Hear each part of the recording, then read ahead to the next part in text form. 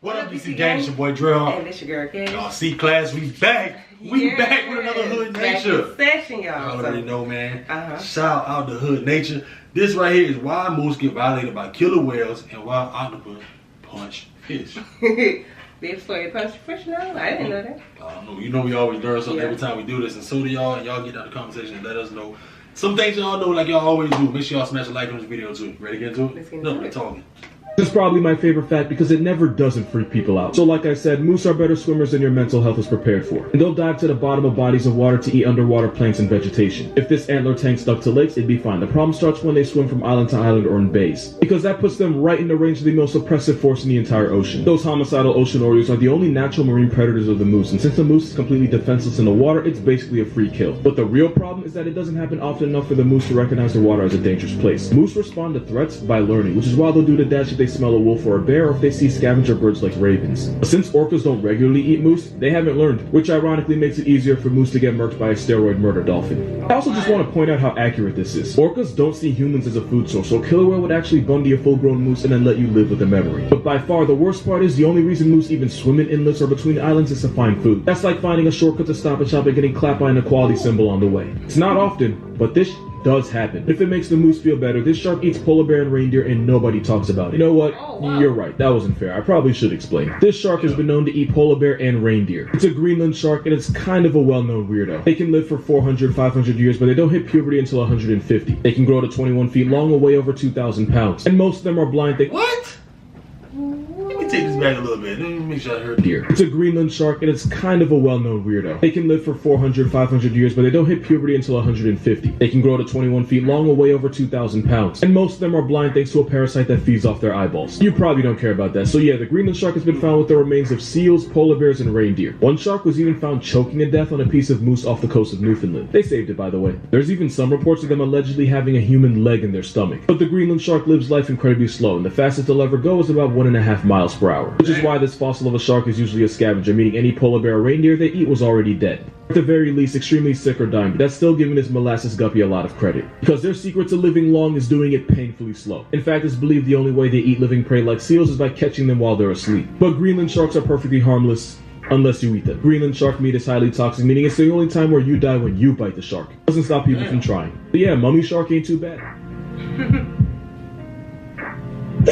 So there might be an actual reason for this. Octopus are one of the smartest things in the ocean. Oftentimes they'll team up with predatory fish to hunt together. And a lot of the time during these two-player hunts, the octopus will Mike Tyson the fish they're supposed to be working with. When an octopus punches a fish during a hunt, the fish can lose its position and even miss out on an opportunity to catch food. Some scientists believe that by sucker punching the fish, the octopus is keeping his partner from cheating him out of his share. There's also a chance that the fish already stole from the octopus in the past, so this is just the octopus's way of keeping him in line. Of course, there's also times where the octopus isn't hunting and just throw hands for no reason. Some species have the intelligence of a 2-year-old, meaning octopus are not only smart enough to get frustrated, they can also do things purely out of spite.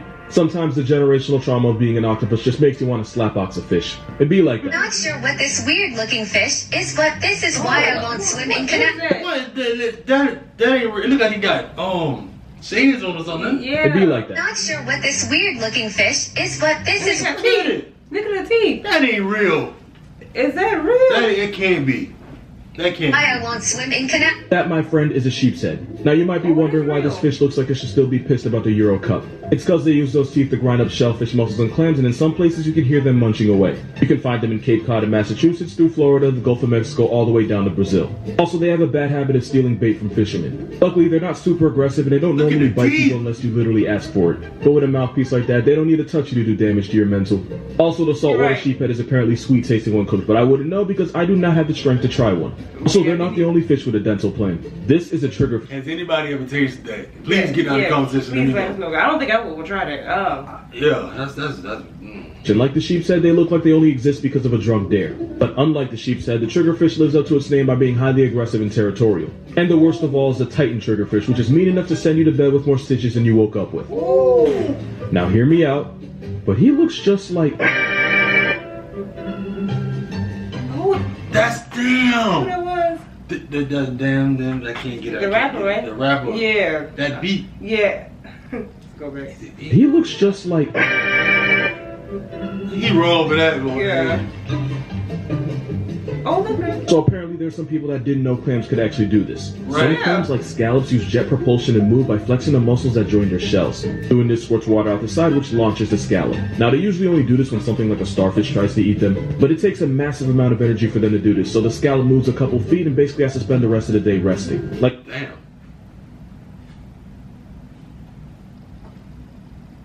Is that this? Oh yeah, that's his audio. So those are scallops.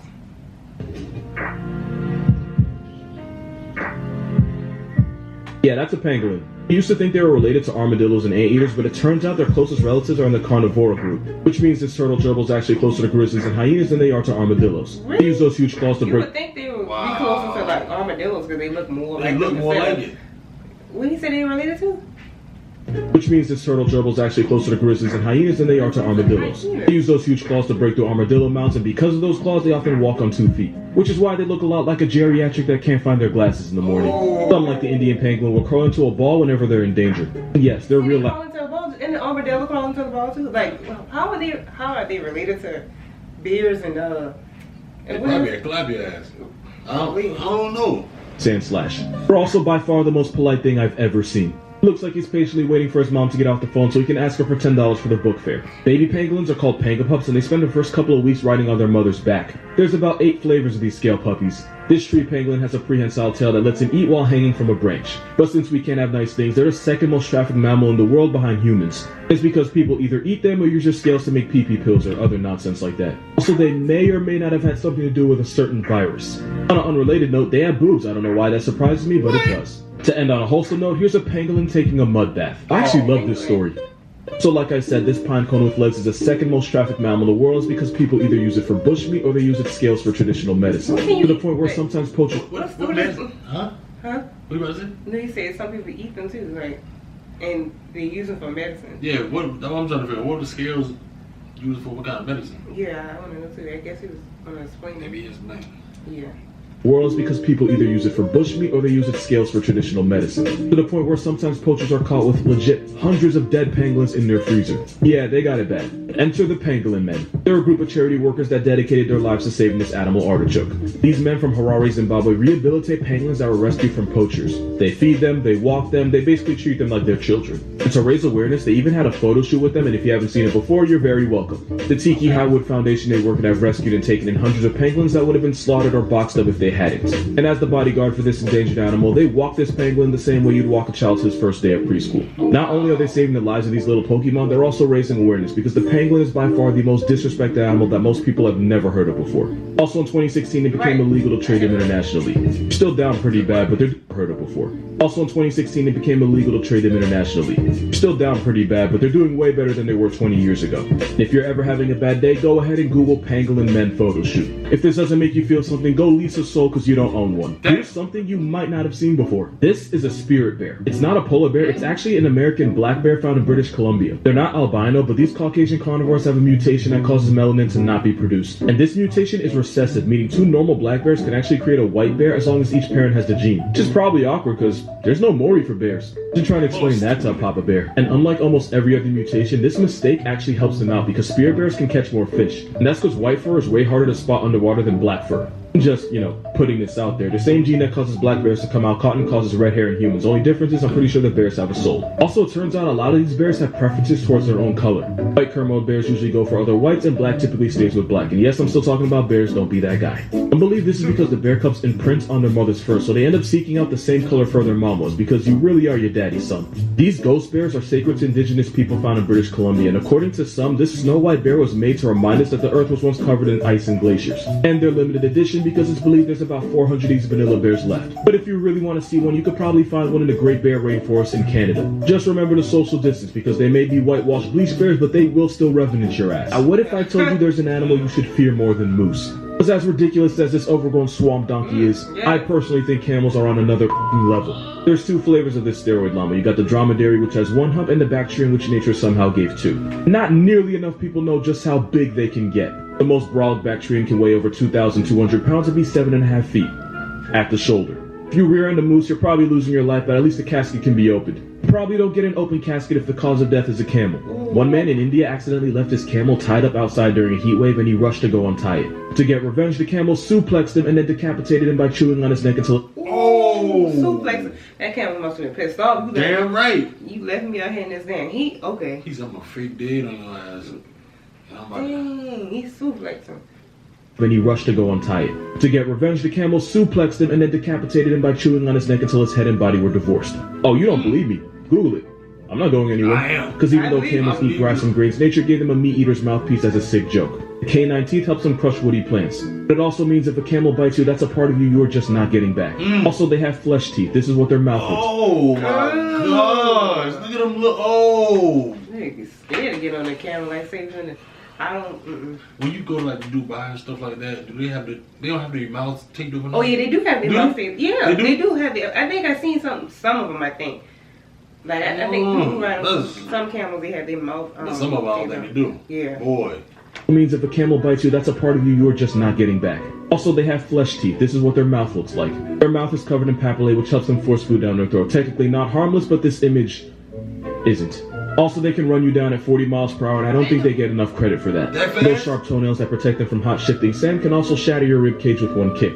Nature gave them every possible way to put people on t-shirts and made it everyone else's problem. Also, they can swim and they're very good at it. K-ray camels are a type of dromedary that can quite literally pull up on you in the ocean. Moral of this video, whoever designed camels was fresh out of to give.